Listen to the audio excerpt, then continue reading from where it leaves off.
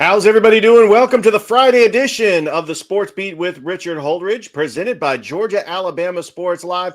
I am so excited to be here as we have got a great show for you. Later on in the show, I'm going to have Phillip Jordan from the Phillip Jordan Podcast. We're going to go at least the hour.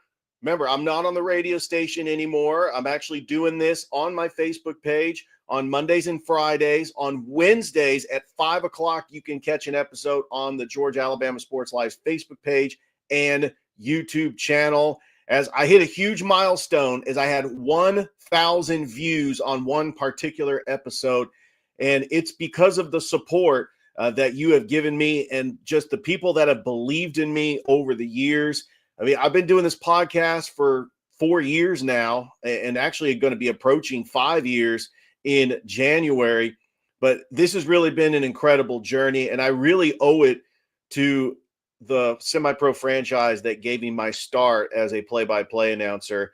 I want to start this show talking about the Columbus Rapids because this is the 3-year anniversary that Jason Gibson, the former Columbus Lions head football coach and part owner of the Columbus Rapids, called me up and asked me if I wanted to be the play-by-play announcer for the Columbus Rapids. Now, for somebody that didn't really have a soccer background, it was hard to turn down because I love calling games. I was an unknown broadcaster at the time, and I gladly accepted. And the first game was on December the 30th at the Columbus Civic Center when the Rapids took on the Fayetteville Fury. This was a very unique pro franchise because they had a women's team and a men's team, and they played 2 seasons in the National Indoor Soccer League, a league that no longer exists. So this team does not exist anymore. I mean, it was a very good fan base. A lot of fans attended in that first year. The second year, attendance dropped a little bit because the conflict of scheduling games. You have the River Dragons playing in the Columbus Civic Center. You have concerts. And so a lot of those games were like on a Wednesday night or a Sunday night, and it was really hard to try to convince fans to come into the Civic Center on times that really aren't feasible to their schedule. But I actually believed in this franchise, and I felt like this was something special. It really paved the way for me as a broadcaster. So I really owe a lot of gratitude towards the Columbus Rapids and for them taking a chance on me, a very unknown broadcaster. It got my foot in the door. It got me to network with other broadcasters. Ryan O'Neal discovered me and offered me a radio show on WQEE, which I was on Monday through Friday from 2 to 3 for 3 years. And it was a great partnership, and that just abruptly ended a couple of weeks ago. And it also led me to call high school football games for the East Alabama cable provider, Beam TV. And it leads me to where I am currently a broadcaster and producer on Georgia-Alabama Sports Live. And I want to thank Thrift Behringer for taking a chance on me and discovering me almost 3 years ago when I was at a basketball game for Campus Academy, and he recognized me and noticed that I was the voice of the Columbus Rapids, and I got to be a guest on Sports Visions, and the rest is history. And I also appreciate DJ Jones as well. We are actually going to be at Otis Spencer Stadium tonight for high school game day, a very special high school game day, as the Carver Tigers are in the semifinals of the state playoffs with a chance to go to the state championship in Atlanta.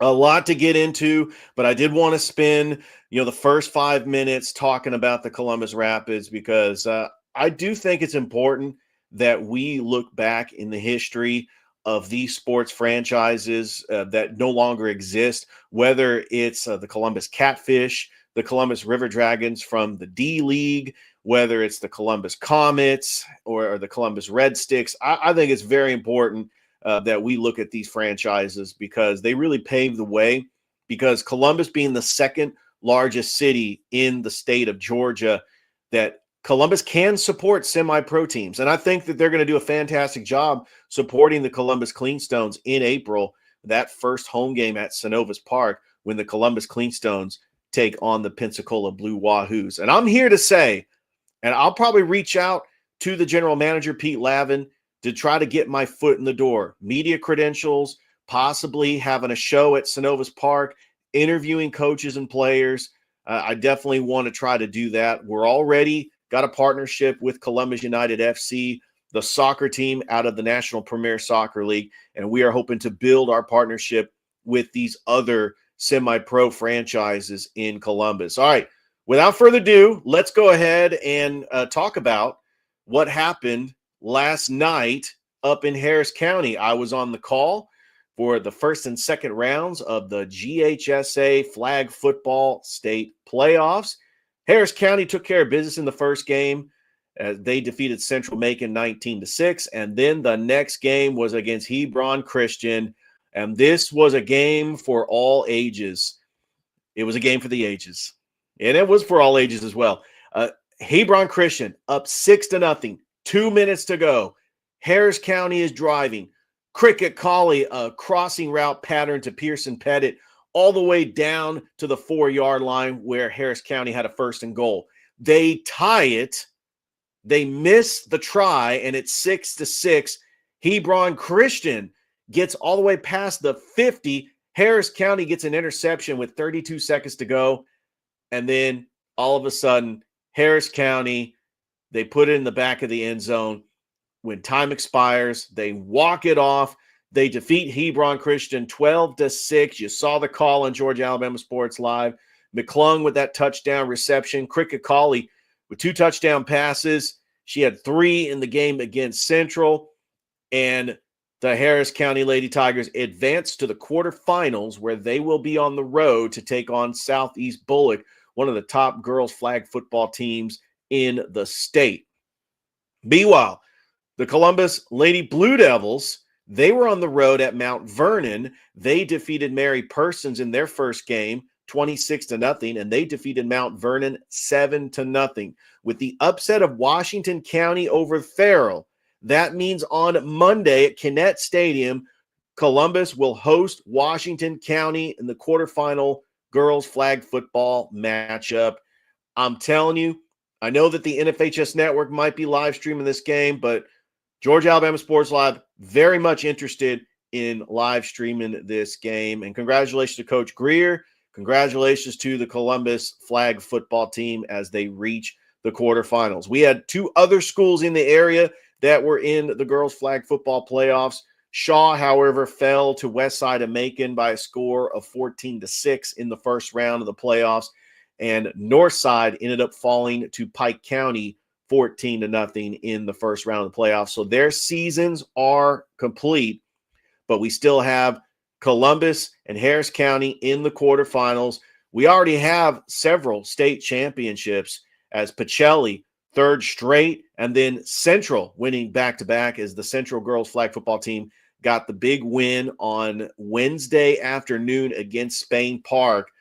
And also at Protective Stadium, the Central Red Devils were getting ready to take on Thompson. This was a rematch of the championship game last year.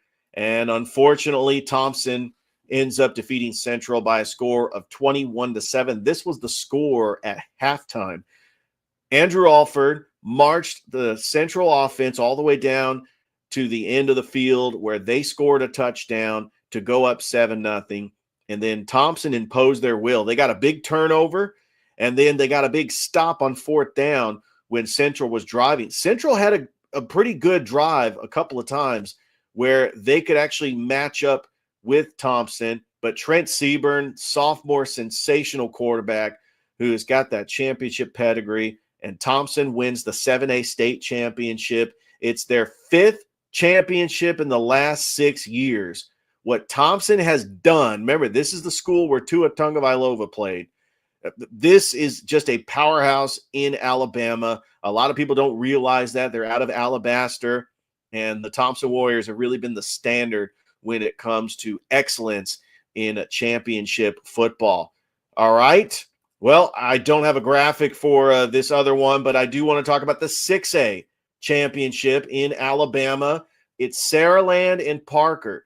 Parker did have the number one player in the recruiting class for the state of Alabama. Saraland was the home of Ryan Williams, who now is a 17-year-old sensation playing at Alabama. They are going to play tonight, 8 o'clock at Protective Stadium.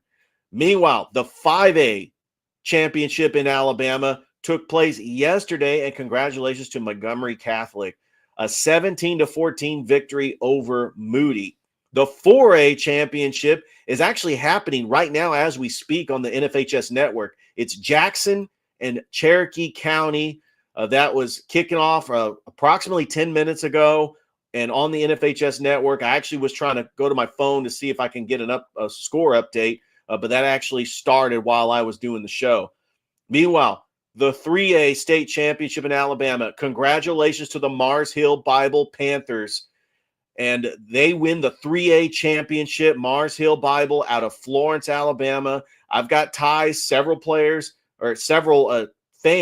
from the Florence area who have kids that actually go to Mars Hill Bible. Travis Creasy, Ben Hayes, big shout out to, Ben Hayes. Travis Creasy's in Tennessee, but, he's from Florence as well. I knew them from Freed Hardeman. Florence had a lot of students that went to Freed Hardeman. I actually would call them the Florence boys. And I'm just excited that the community of Florence has got it as Mars Hill Bible in a shootout defeats Houston Academy 50-43. So congratulations to the Panthers of Mars Hill Bible out of Florence, Alabama. And then later tonight, we got the 2A championship in Alabama. Reeltown, who went to the championship last year, is taking on Tuscaloosa Academy. And then the 1A championship, congratulations to Wadley. Perfect season, undefeated. They knock off Maplesville 37-7. What an incredible season for high school football in Alabama. Now let's go over to Georgia, because in 6A, we've got two outstanding semifinal matchups. We've got Grayson and Douglas County. And then we got Carrollton taking on Buford. This game is going to be on GPB Sports. Matt Stewart on the call. John Nelson, Hannah Gooden does the halftime show and pregame show. They do a fantastic job on GPB Sports. And then 5A, we got Coffee taking on Langston Hughes, and then Lee County taking on Milton. Milton is the defending 7A champions, and they are the favorites to win a 5A championship. In 4A, we got Creekside that is taking on Marist. And then the other game, Blessed Trinity taking on North Oconee. In 3A, we got Calhoun taking on Stevenson, and then LaGrange taking on Jefferson. I'll talk about that matchup later in the show because LaGrange is a local team. 2A, Rockmart, Burke County, and then Appling County, Carver. I will preview the Carver-Appling County game later on in the show because that's where Thrift, DJ, and myself are going to be there for high school game day. 1A Division II, Irwin County is taking on the two-time defending champion Bowden. And Brooks County is traveling to Manchester to take on the Manchester Blue Devils, who are trying to get back to the state championship. It was Manchester and Bowden last year. Manchester has not won a state championship since 1997, and Manchester is looking to get back to the state championship. 1A Division I, we've got Northeast out of Macon taking on the Purple Hurricane from Fitzgerald. Also, Toombs County is taking on Dublin. And finally, all the private schools that are 3A and below are in a bracket as well. Prince Avenue Christian, the two-time champions of Class 1A Division I. Well, they're now in the private bracket. They are taking on North Cobb Christian. And then we got Hebron Christian that's taking on Fellowship Christian. So those are the matchups in high school football. Now let's go ahead and preview the games that we are going to be covering, that I'll be talking about here on the show. Let's go ahead and start with that semifinal game between Appling County and Carver. After getting a huge win over Pierce County 44-7, the Carver Tigers are back hosting a semifinal game in the GHSA state playoffs, this time in 2A, and they're taking on a very tough Appling County team. That the common opponent, Appling County, ended up playing Pierce County, so they do have some common opponents. I think that this is a matchup where if Carver's defense played lights out like they did against Pierce County, they should have no problem against Appling County and getting the victory. I think the Carver gets the victory and secures a right to play at the Mercedes-Benz Stadium December the 17th for the 2A state championship. All right, moving on. We've got the LaGrange Grangers, who are in the semifinals for the first time since 2008, taking on Jefferson, two fantastic teams. In fact, all the teams in 3A, Calhoun, Stevenson, LaGrange, and Jefferson, are all 11-3. Player to watch out for the LaGrange Grangers, Malachi Fanning Render. Can Jefferson stop Malachi Fanning Render and hold him to less than 200 yards? I think that would be a huge win for Jefferson.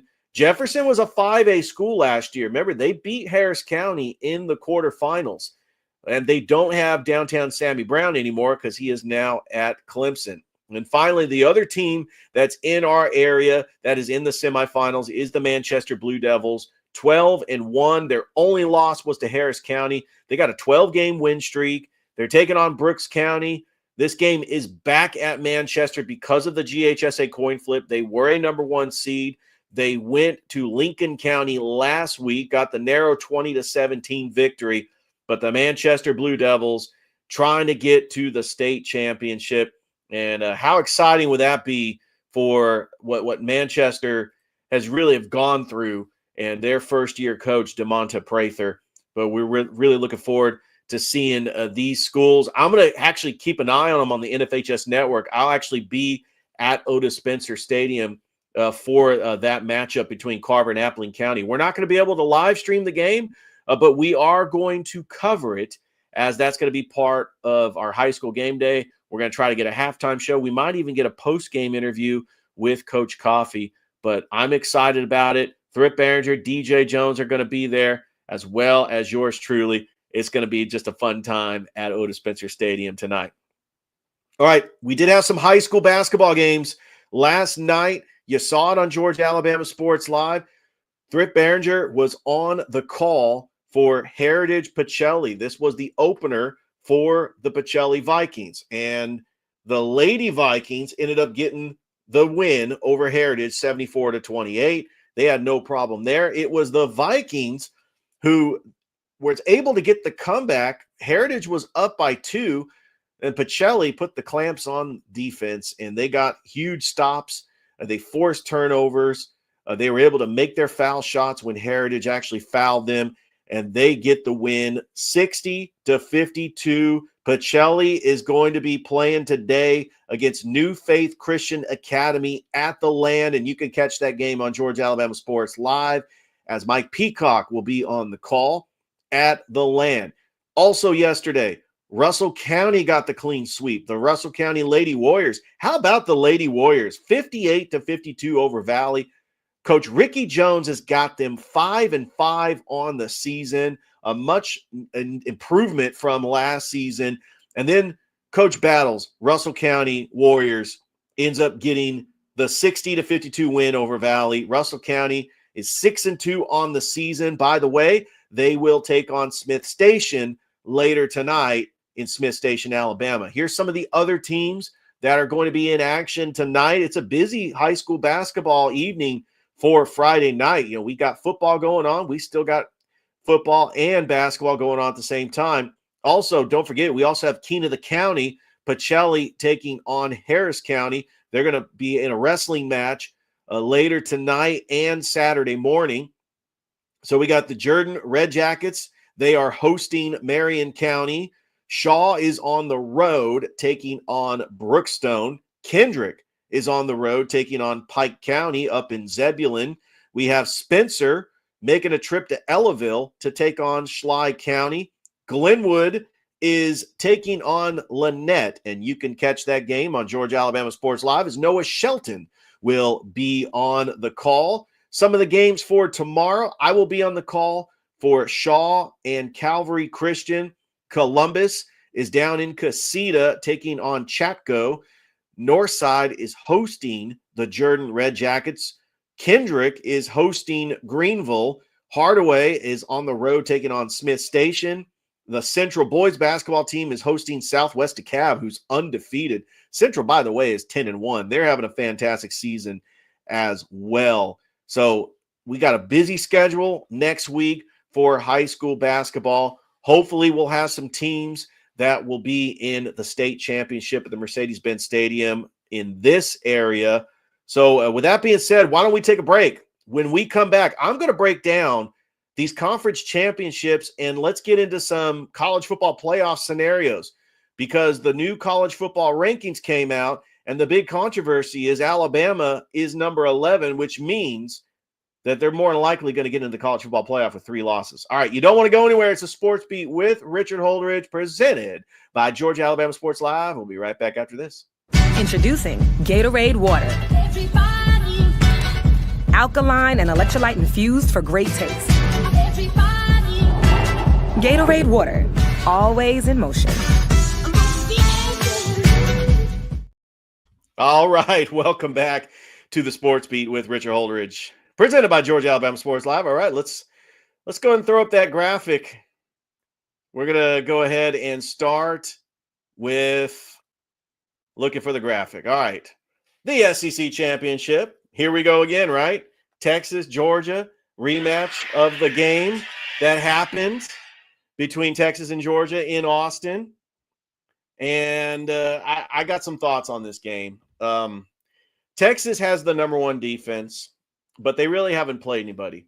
You look at their schedule, they haven't played Alabama, they haven't played LSU or Ole Miss or Tennessee or South Carolina, but they do have that win against Texas A&M in College Station. Yes, it was an impressive win. Texas has been the most complete team. A lot of people think that Texas is the best team in college football. And I also think that, Texas losing to Georgia 30-15, just throw that out because I think this is going to be a different Texas team.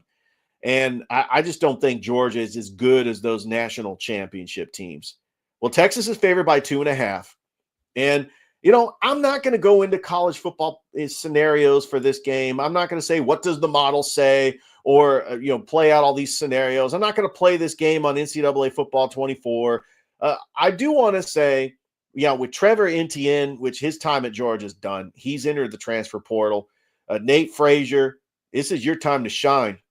You've got to find a way to show why you are going to be a running back that's going to be in the likes of Todd Gurley, Nick Chubb, Sony Michel, DeAndre Swift.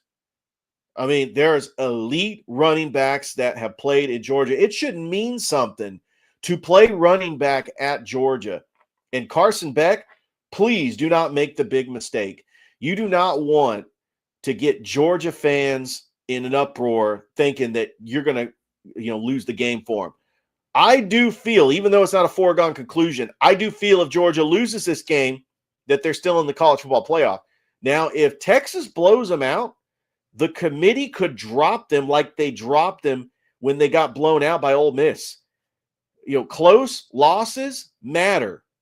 And I do think that margin of victory matters when it comes to style points because this college football playoff, this is the first year that we're having 12 teams.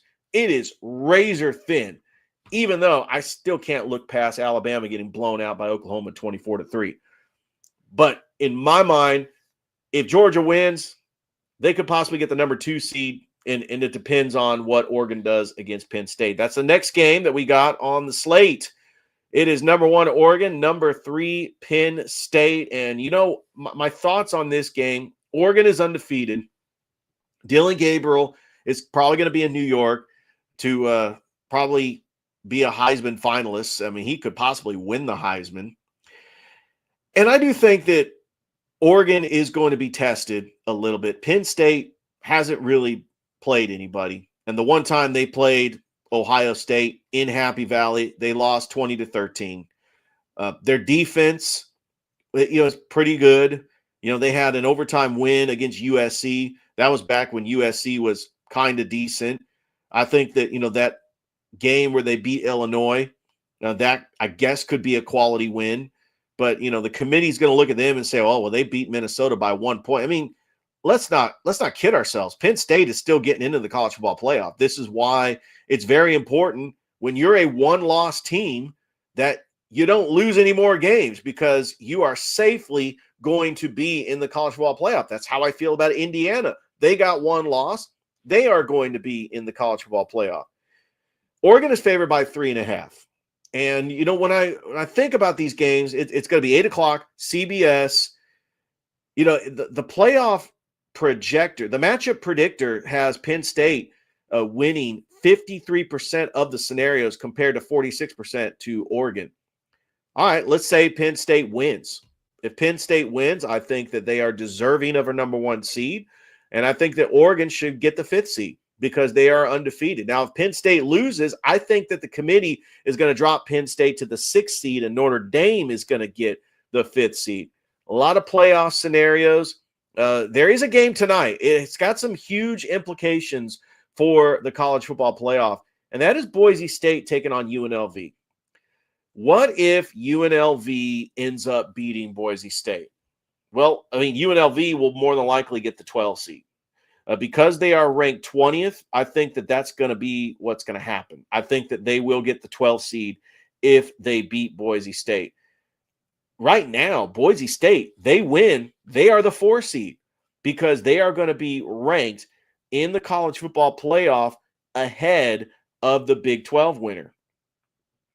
And right now, you got, as I'm looking at the Big 12 championship, number 15, Arizona State, number 16, Iowa State. I think that the winner of this game, now if UNLV wins, I think the winner of this game gets the 4 seed because UNLV will get locked into that 12 seed.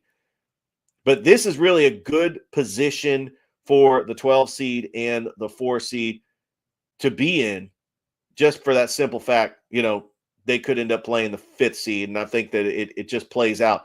If you're the 5th seed, you want to be in this position. You don't want to be the 1 seed and have to play the winner of 8 and 9. But this is going to be a good game. I was very impressed with Ken Dillingham and what he has done at Arizona State. I kind of feel like Arizona State, it's taken me back to when they were really good. 1996, they played Ohio State in the Rose Bowl. Orlando Pace was on that team for Ohio State, Joe Germain. I still believe to this day, I was a senior in high school, and I remember to this day that if Arizona State beat Ohio State in the Rose Bowl, they would be national championships they would be a national champion in 1996 and not Florida. And I honestly feel that way to this day. All right. So we got that going on. Let's look at the ACC championship. I just got finished watching Pony Excess, the SMU story, which was really fascinating. That's why they made it ESPN 30 for 30 on it, because they got the death penalty. And Barry Switzer once said that they would be a doormat for 10 years. No, they were a doormat for 20 years. So it's great to see SMU back. I think that SMU wins this game. But if Clemson wins the game, does SMU, with an 11-2 record, do they make the college football playoff? Because right now they are number 8. Alabama is number 11. Is the committee willing to drop SMU behind Alabama? What if this is a close game? I would not drop SMU that far. Remember what happened 2 years ago? TCU was undefeated. They were playing Kansas State in the Big 12 championship. Kansas State won a close game, and the committee still kept TCU in the college football playoff. It seems like every year, Alabama, they get the benefit of the doubt. They're always on the cusp to make the college football playoff. I know last year Florida State fans were all up in arms. It was not fair. How could you leave a Power 5 conference champion that went undefeated and the non-conference schedule that Florida State played? They played LSU. They played Florida. How could you leave them out of the college football playoff? Well, Alabama brings in money. They've got the most passionate fans, and I believe Alabama's going to get in this thing. I know it's not fair. They have 3 losses, 2 bad losses to Oklahoma and 1 to Vanderbilt, but Alabama's going to get in this playoff because if Clemson wins, well, first of all, if SMU wins, Alabama's getting in, but the only way that Alabama may not get in the college football playoff is if Clemson beats SMU in a close game and the voters don't drop SMU that far that they reward SMU for getting to the ACC championship. So I think that could happen. I mean, you got SMU, they're a slight favorite. I'm excited about conference championships. We also have the American Conference Championship. I don't have a graphic for that. Tulane and Army. I think it's going to be a very small chance. Unless if Army blows out Tulane and the committee decides to put Army ahead of UNLV, I think that's the only way Army gets in. But then they play Navy next week.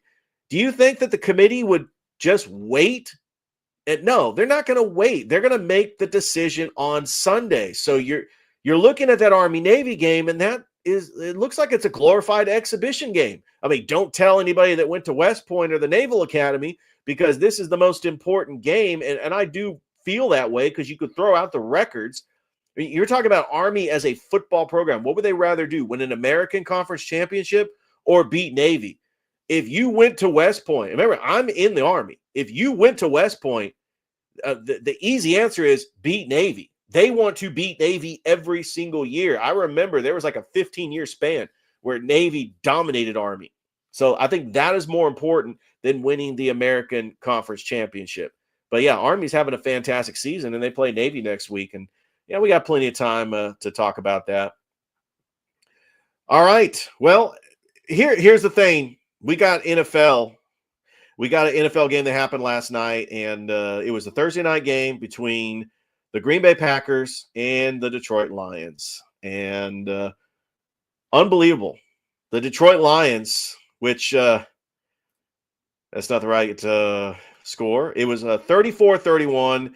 Detroit ended up winning the game because Dan Campbell decided to go for it on 4th down at their own 30. I mean, who does that? This aggressiveness from Dan Campbell, which cost him in the NFC Championship game against the 49ers, it paid off for the Detroit Lions over the Green Bay Packers, which drops the Packers to 9-4. Lions are 12-1. I'm here to say if they get home field advantage, the Detroit Lions are going to the Super Bowl. I mean, how exciting would that be? If you're a Detroit Lions fan, you've seen heartbreak throughout the entire franchise of the Detroit Lions that hasn't won an NFL championship since the 50s to finally go to the Super Bowl. That would really mean something. And, looking at right now the NFL playoff picture, Kansas City would be the 1 seed in the AFC. Buffalo would be the 2 seed, but Buffalo has the tiebreaker with Kansas City. Pittsburgh would be the 3 seed. And then we go to the 4 seed right now would be the Houston Texans. The Chargers would play the Houston Texans in the first round of the wild card, and Baltimore would go to Pittsburgh. Denver would have to go to Buffalo. I think it's tough for the 7 seed in the conference champion in the wild card for the 7 seed to actually have to make that trip up to Buffalo. But those would be the playoff teams right now. And Denver's got a 2-game lead over Indianapolis, and Miami's still 5-7, so a 2.5 lead over Miami. Pretty much the top 7 teams in the AFC are set. barring some collapse from any of these teams. But you just never know. Over in the NFC, the Detroit Lions, they are the number 1 seed, followed by the Philadelphia Eagles. They would be the number 2 seed. The number 3 seed would be the Seattle Seahawks at 7-5. They've got a 1-game lead over the Cardinals and the Rams, and they got a 2-game lead over the San Francisco 49ers. If the 49ers want to make the playoffs, they got to win this division. They got to hope for a collapse by Seattle, and they're going to have to beat Arizona and Los Angeles. And they just got to hope, well, because they lost to the Chiefs and Bills, that their conference record will be better, and maybe they could sneak into the playoffs at 9-8. I mean, that's kind of what I'm hoping for as a 49ers fan, but this season is lost for San Francisco. Right now, the Falcons would be the 4 seed, but Tampa Bay is right behind them. That could end up catching the Falcons if the Falcons don't get it right. 3 straight losses is unacceptable, and they play Minnesota. And Kirk Cousins having to go back to Minnesota, that's going to be tough for him. So if the season ended today, the playoffs would be as follows. The Washington Commanders, right now, they are the number 7 seed. They would travel to Philly. And then you've got the number 6 seed, Green Bay Packers. They would have to go to the Pacific Northwest to take on the Seattle Seahawks. And then you would have the 10-2 Minnesota Vikings would have to play the Atlanta Falcons at the Mercedes-Benz Stadium. I'm here to say it's a huge deal if the Falcons make the playoffs. I don't care if they finish 9-8. If they get in the playoffs, they are hosting a home game at the Mercedes-Benz Stadium for the first time in history of that stadium. That is a huge deal because the last time they hosted a home playoff game was in 2017 for the 2016 season when they beat the Green Bay Packers in the NFC Championship. All right, so let's go ahead and take a look at NFL Week 14. As I already talked about, the Atlanta Falcons are taking on the Minnesota Vikings. Vikings are favored by 5.5. This is one of those games where you're crossing your fingers. You're hoping that Kirk Cousins does not make the big mistake. We're hoping that Kirk Cousins is motivated to play the Minnesota Vikings and they try to get a win. We also have the 49ers taking on the Chicago Bears. You know, Colin Cowherd said, this Chicago Bears team is not as bad as their 4-8 record. They are in a very tough division. They played a lot of close games. Caleb Williams is continuing to improve. Even though the 49ers are favored by 3.5, they don't have Christian McCaffrey, probably not going to have Nick Bosa, probably not going to have Trent Williams. I think the Bears defense could once again expose Brock Purdy. And I actually was listening to Colin Cowherd because he is a huge supporter of Kyle Shanahan, but also criticizes the 49ers more than anybody because Kyle Shanahan feels that he is such a believer in his system that he feels he can win a Super Bowl with average quarterbacks. Even though I think that Brock Purdy was an upgrade from Jimmy Garoppolo, I still think that they were on the cusp of winning that Super Bowl against Kansas City the second time because Brock Purdy's play. Brock Purdy is a good quarterback, but he is not Patrick Mahomes, Josh Allen, Lamar Jackson, Joe Burrow. So that group of quarterbacks, the special, which Caleb Williams might end up being in that category, it's going to be hard to try to get to a Super Bowl. And I think that they need to start over. I think that Kyle Shanahan, he could use a fresh start, maybe go to another team, but I think the 49ers need to start over. They play the Bears, and let's hope they win. Some of the other games on the schedule, Saints and Giants. I mean, New Orleans is favored, but, the Giants are one of the worst teams in the NFL. Browns and Steelers. Steelers just keep winning with Russell Wilson.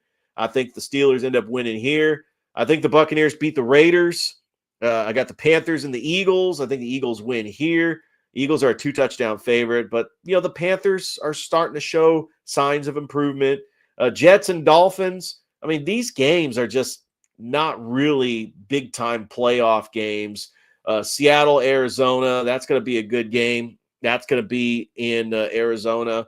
The Fox NFL game, Bills, Rams. I think Bills just continue to roll. And then we also have the Chargers Chiefs. That is the Sunday night game. The Chiefs are favored by 4, but I do think that the Chargers if there's any time that the Chiefs could be vulnerable, it's against a division opponent that is hungry to try to get over the hump. I could see a scenario where the Chargers end up winning this game. And then the Monday night game, you got the Bengals and the Cowboys. So much to get into. Trying to get Phillip Jordan on the show. I may have to take a break and then try to get him on. He should be coming on shortly. But this has really been a fun show. I really enjoyed. Let's go ahead and take a break. Yes, we're going to take another break because when we come back, I'm going to talk NBA. I'm going to talk college basketball, and then we'll have another break, and we'll try to get Phillip Jordan here on the show. Don't go anywhere. It's the Sports Beat with Richard Holdridge, presented by Georgia Alabama Sports Live. We'll be back right after this. Introducing Gatorade Water. Alkaline and electrolyte infused for great taste. Gatorade Water, always in motion.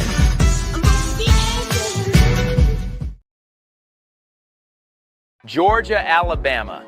Sports Live will be your go-to for all your favorite high school and collegiate games this fall. From the Carver Tigers to the Columbus Blue Devils, the Harris County Tigers and Northside Patriots, the Glenwood Gators and Calvary Christian Knights, the Pacelli Vikings and Brookstone Cougars to the Smith Station Panthers and Russell County Warriors, from CVCC, Pirates basketball and baseball, and every tournament from here to Macon. We are the #1 destination for anything happening in East Alabama and West Central Georgia.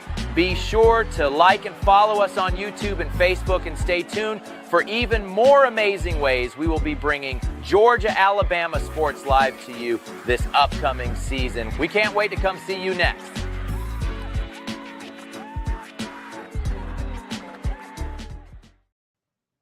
And welcome back to the Sports Beat with Richard Holdridge, presented by Georgia Alabama Sports Live. Just some quick notes. Columbus State Soccer, they are in action this Saturday, 3 o'clock against West Florida in the Elite Eight with a chance to go to the Final Four. And we also have the Columbus River Dragons. They're going to be taking on the Mississippi Sea Wolves tonight in Biloxi. And then they are back at the Columbus Civic Center. Puck drop 7:05, taking on the Mississippi Sea Wolves. The return of Jay Croup. I've had him on the show. He's been a friend. Great to see him back in the Fountain City. All right, Wednesday we had our early signing period, and even though it doesn't really reflect the type of recruiting that these teams do, because you also have the transfer portal. We had a lot of players that entered the transfer portal, including 2 quarterbacks from Auburn, Hank Brown and Holden Grenier. Cannot believe that happened. I think that they're hoping that Deuce Knight becomes like what Nico Iliamavea was for Tennessee.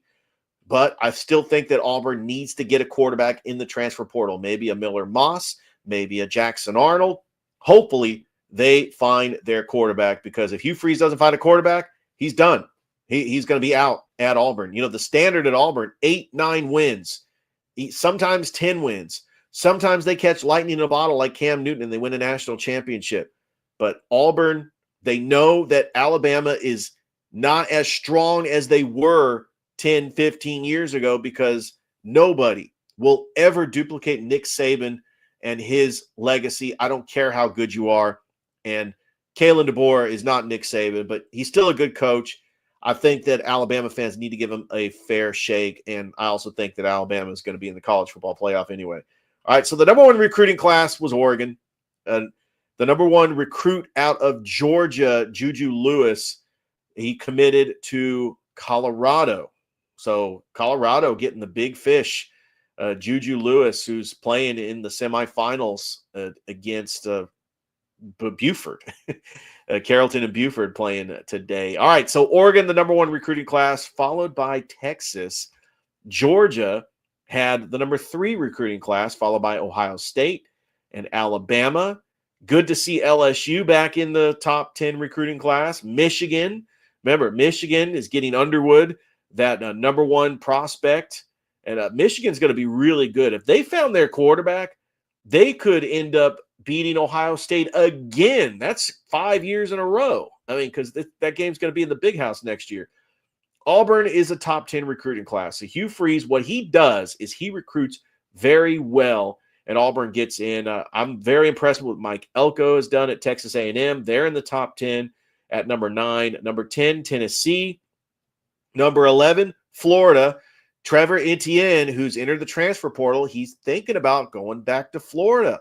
All of a sudden, you keep Billy Napier around for one more year. Maybe Florida is one of those teams that could favor with an easy schedule, and they could end up being a little bit better than what they are. I mean, 7-5 was still a fantastic year for the schedule that Florida had.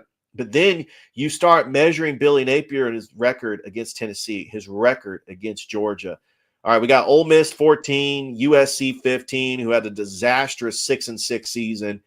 Penn State 16, Oklahoma 17, Nebraska 18. Interested to see what Nebraska does in the second year of Dylan Raiola. But Wisconsin went 5-7. They were going to a bowl game every year since 1998. And I can't believe that Wisconsin didn't go to a bowl game this year.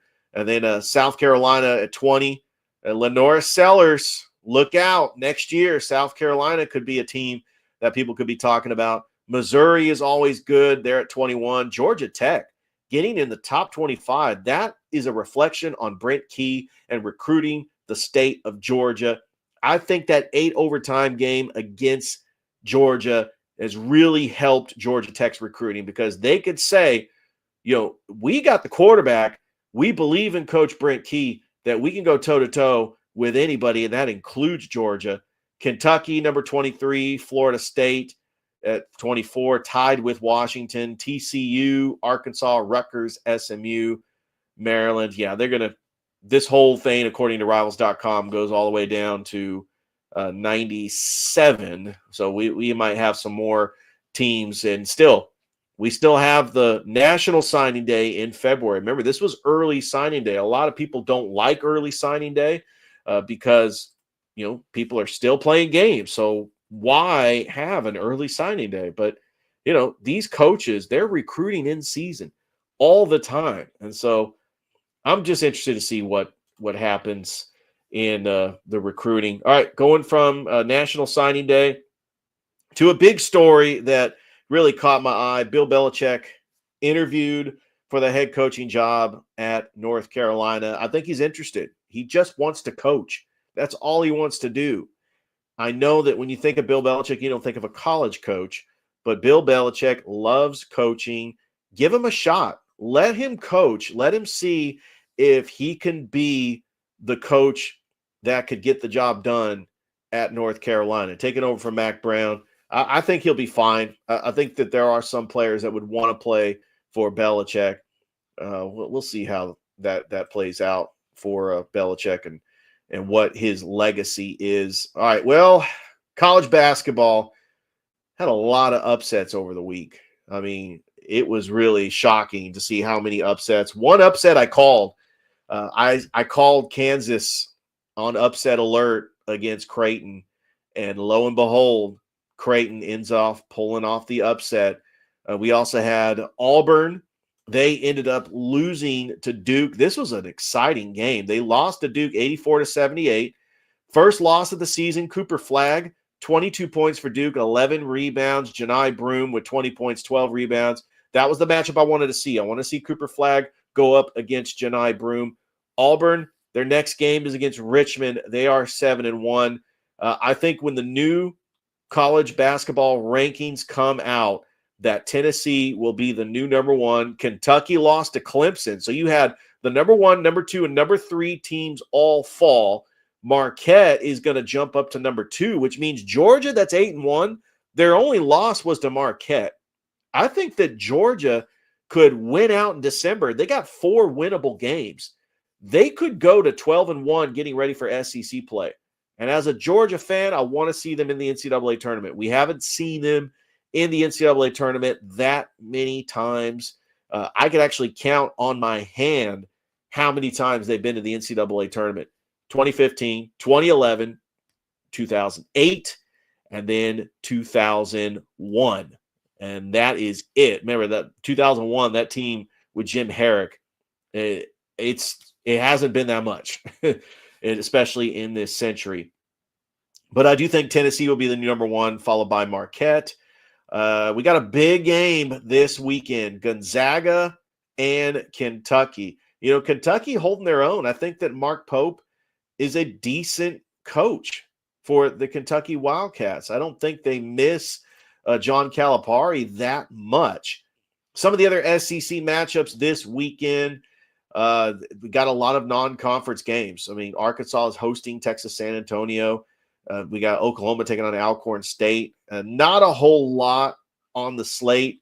Georgia Tech struggling a little bit with Damian Stoudemire as their coach in the second year. They did lose to Oklahoma in the ACC SEC Challenge. They got a tough one this Saturday, taking on North Carolina in Chapel Hill.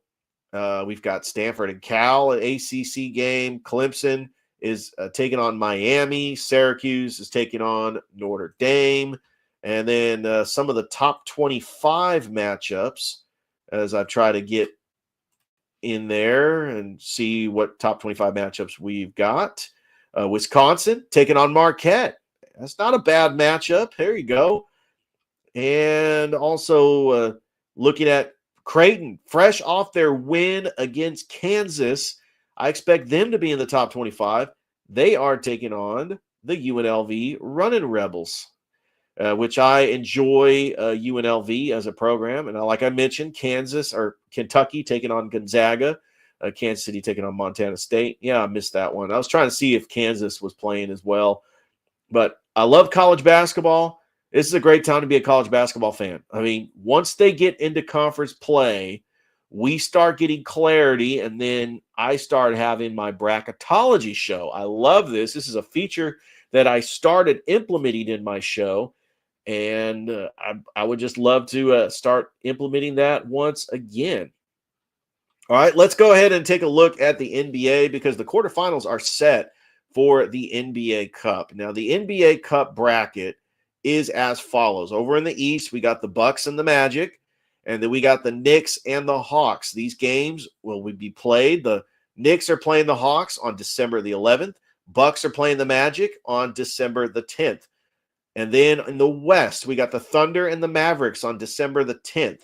And then the Rockets and the Warriors on December the 11th. Now, these are extra games.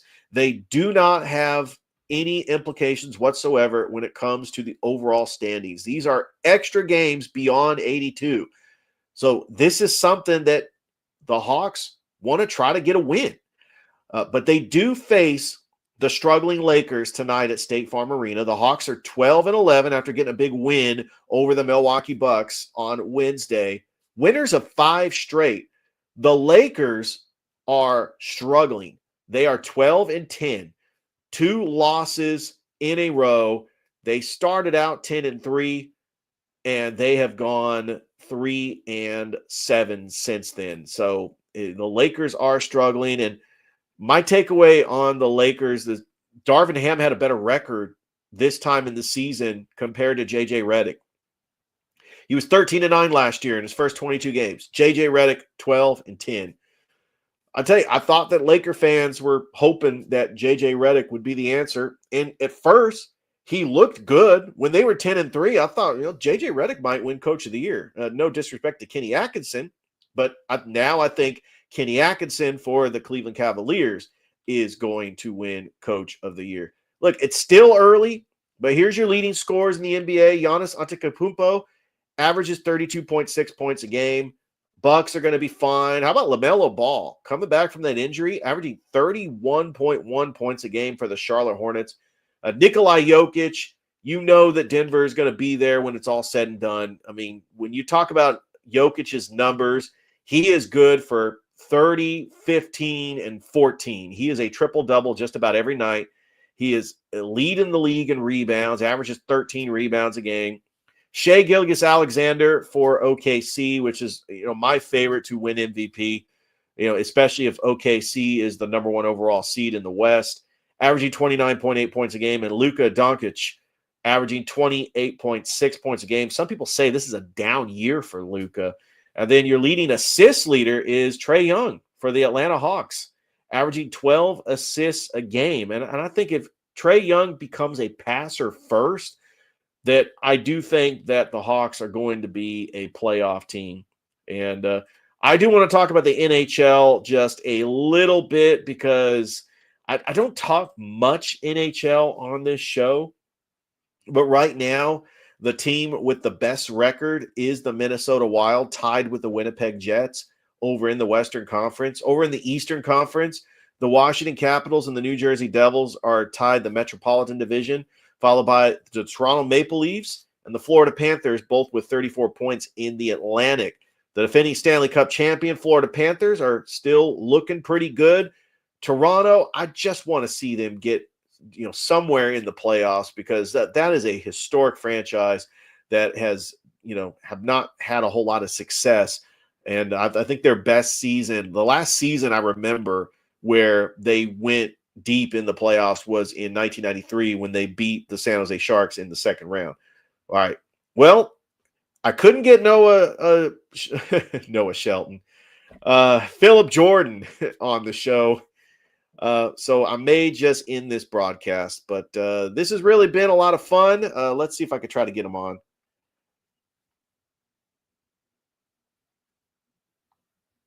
Oh, well, we're definitely going to have to end this broadcast, but don't worry. I will get him on the show. Going to go ahead and end it here. This has been such a fun show.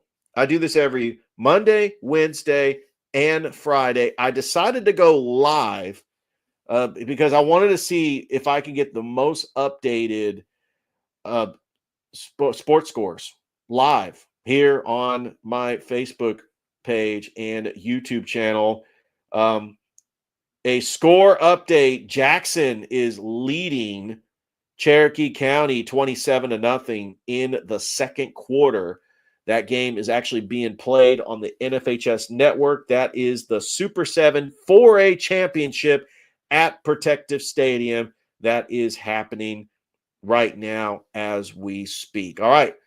I'm going to go and end the show. I'm going to try to get Phillip Jordan on at a later time. But I hope everybody has a great rest of your day. And we will talk to you next time. Enjoy your weekend, everybody.